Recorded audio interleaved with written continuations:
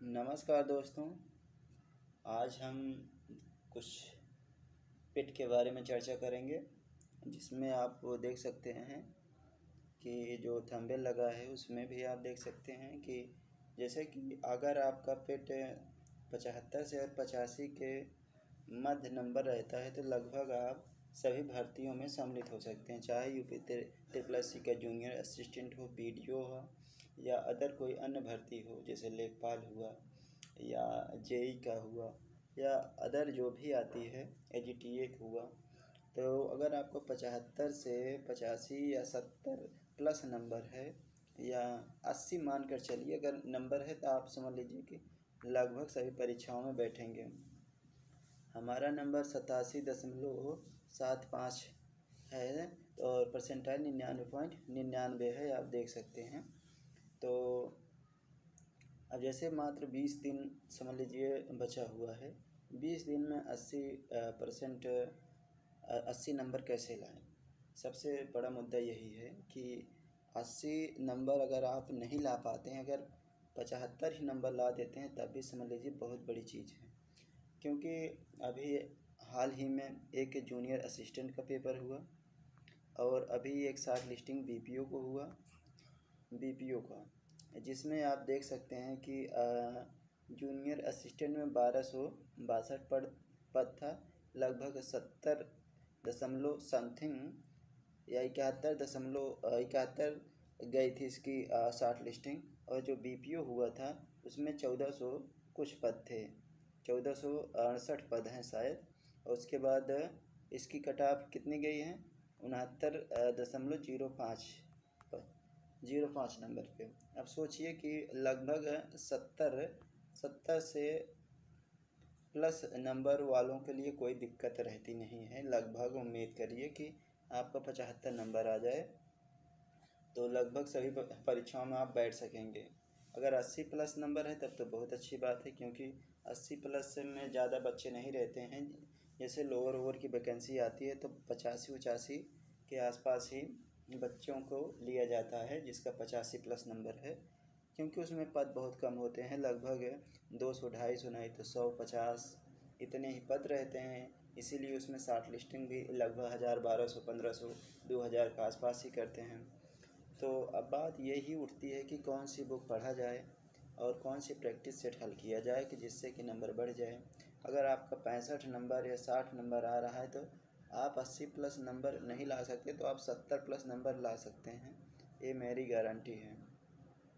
बस आपको क्या करना है कि अब 20 दिन जो बचे हैं आपको कुछ नहीं पढ़ना है, पढ़ना कुछ नहीं, जो सिर्फ प्रैक्टिस सेट लाए हैं, प्रैक्टिस सेट चाहे यूथ कंपटीशन की हो, चाहे घटना चक्र की टो सीरीज हो, या मतलब कि अन्य जैसे रोजगार विथंकित वाले भी निकाले हैं, एग्जामपुर वाले भी निकाले हैं, या किरण की पब्लिकेशन की आती है, जो भी आप पब्लिकेशन यूज करते हैं आप लगाइए।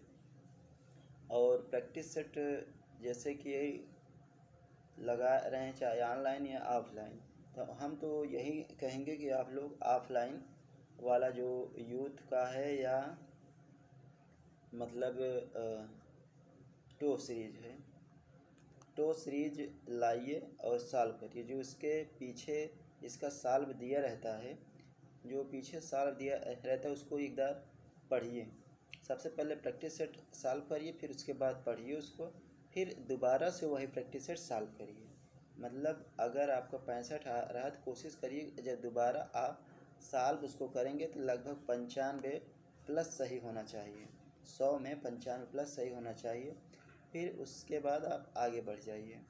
जब आगे बढ़ेंगे तो मतलब एक दिन में कम से कम 2 प्रैक्टिस सेट अब दीजिए, क्योंकि मात्र 20 दिन बचा है। 20 दिन में आपको जैसे कि आप 2 घंटे प्रैक्टिस सेट देंगे, लगभग 2 घंटे पढ़ेंगे, जो उसके पीछे दिया हुआ है सॉल्व 2 घंटे पढ़ेंगे, फिर उसके बाद 2 घंटे ये 4 घंटे हो गए। फिर से आप जो 2 घंटे का समय इसमें लगा है तो लगभग 50 मिनट लगेगा दोबारा सॉल्व करने में। दोबारा सॉल्व करने में सिर्फ 50 मिनट लगेगा, ज़्यादा नहीं लगेगा, क्योंकि एक बार आप इसे सॉल्व कर चुके हैं। सिर्फ टाइम वही ग्राफ में लगेगा, आप लोगों को सिर्फ ग्राफ में सॉल्व करने में मतलब 20 नंबर का ग्राफ आता है, 20 नंबर अगर आप सॉल्व करना चाहेंगे तो आधे घंटे में सॉल्व कर लेंगे। आधे घंटे तो मैं तो ज़्यादा बता रहा हूँ, आप आधे घंटे में सॉल्व कर लेंगे। और जो मतलब और लगभग 60-65 नंबर के आसपास जीएस हिंदी मिला के रहती है, तो उसको आराम से आप 40-50 मिनट में सॉल्व कर लेंगे। तो ज़्यादा से ज़्यादा आप 1.5 घंटे या पौने 2 घंटे में सॉल्व कर लेंगे। उसके बाद फिर आप 50 मिनट में इसको दोबारा सॉल्व कर दीजिए। फिर सेकंड मीटिंग आप इसके बाद जो भी टाइम एक्स्ट्रा बचे तो आप देख लीजिए। एक जो प्रीवियस ईयर को हुआ था उसको हमने मतलब पढ़ता हूँ, जो पाई चार्ट दिया हुआ है और सभी प्रश्न दिए हुए हैं। एक टॉपिक वाइज जैसे सिंधु घाटी सभ्यता से कितने क्वेश्चन पूछे गए, वैदिक संस्कृत से, बौद्ध धर्म से, महावीर और मौर्य वंश से, गुप्त सम्राट से, हर्षवर्धन, राजपूत काल, सल्तनत, आपको ये सब पता होना चाहिए। और भारतीय राष्ट्रीय, क्योंकि इतिहास से 10 नंबर आएगा, आप लोग सभी जानते हैं थे। सिर्फ आधुनिक इतिहास से, भारतीय राष्ट्रीय आंदोलन से सिर्फ 5-6 चैप्टर पढ़ना है, जैसे स्वाधीनता आंदोलन के वार्षिक, प्रारंभिक वर्ष, फिर सबने अवज्ञा आंदोलन, क्रांतिकारी 1857 क्रांति वाली, भारत छोड़ो आंदोलन, बस इतना ही इसमें पढ़ना है। फिर विश्व भूगोल में थोड़ा बहुत पढ़ना है, जैसे कि नदी, घाटी और कुछ अन्य नाम हो गए, वन के बारे में और भारत के बारे में ज़्यादा पढ़ना, क्योंकि भारत से ज़्यादा क्वेश्चन पूछा जाता है दोस्तों। और बाकी मतलब कि संविधान से 5 क्वेश्चन आएगा। आप अनुसूची, भाग और राष्ट्रपति के बारे में, प्रधानमंत्री के बारे में, मुख्यमंत्री के बारे में और वित्त आयोग के बारे में, मतलब कुछ अनुच्छेद इम्पोर्टेंट के बारे में, मूल अधिकार, मूल कर्तव्य और स्रोत के बारे में, कहाँ से क्या लिया गया है, ये सब अब सिर्फ मोटा मोटा वही पढ़िए जो पूछा जाता है। बहुत ज़्यादा डीप पढ़ने की आवश्यकता नहीं है। और करंट अफेयर्स आप समसामयिक घटना चक्र की आई हुई है मार्केट में, उसको ले सकते हैं, या स्पीडी की करंट अफेयर्स आई है, आप उसको ले सकते हैं, या अन्य किसी प्रकाशन से के आई है उसको आप ले सकते हैं। करंट अफेयर से 10 क्वेश्चन आएंगे। आप जानते हैं कि यह बहुत बड़ा एक नंबर है, 10 नंबर। दोस्तों आप लोग सिर्फ यही करिए और रोज़ प्रैक्टिस सेट सॉल्व करिए और सुबह लगभग 2 घंटे करंट अफेयर्स पढ़िए। अभी टाइम है 20 दिन बहुत होता है। और कोशिश करिए कि ग्राफ अगर 20 क्वेश्चन आ रहा है तो 20 में 20 सही होना चाहिए। ग्राफ बहुत ज़्यादा कुछ होता नहीं है। ग्राफ अगर आपको समझ में आ गया तो आराम से सॉल्व कर लेंगे, क्योंकि ग्राफ में सिर्फ परसेंटेज और अनुपात और परसेंटेज, अनुपात, बस यही पूछता है, लगभग 2 ही। और कितनी जनसंख्या है, जोड़ के कितना हुआ, औसत इसकी कितनी हुई, बस यही 3-4 समझ लीजिए टॉपिक से आता है। और वही टॉपिक बाद में भिन्न उन्न में आता है 5 नंबर का। 25 क्वेश्चन समझ लीजिए मैथ आता है, तो आप 25 में तो 24 कर ही लेंगे। 24 अगर आप इसको कर ले रहे हैं, मान लीजिए हम आपको बताते हैं, अगर 25 में से 24 आप गणित कर लिए, 5 रीजनिंग है तो 5 रीजनिंग आराम से कर लेंगे। 5 रीजनिंग कर लिए। हिंदी मतलब हिंदी 15, 5-5 नंबर की ग्राफ 10 नंबर की आती है, 5 नंबर की व्याकरण आती है, तो लगभग कुछ नहीं तो 12 आराम से कर लेंगे 15 में से। तो इसको अगर आप कर लिए 29 हो गए, 31, मतलब 41 क्वेश्चन इसी 3 टॉपिक से हो गए, 41 नंबर। अब सोचिए अब कुल बचा है जीएस और करंट अफेयर्स। अगर उसमें आप 30 क्वेश्चन भी कर लेते हैं काट पीट कर, तब भी आपका 71 नंबर बन रहा है। इतना तो आप आराम से कर लेंगे, क्योंकि इतिहास का है, नागरिक शास्त्र है, भूगोल है, विज्ञान है, करंट अफेयर्स है, और यही सबसे ज़्यादा क्वेश्चन आएगा।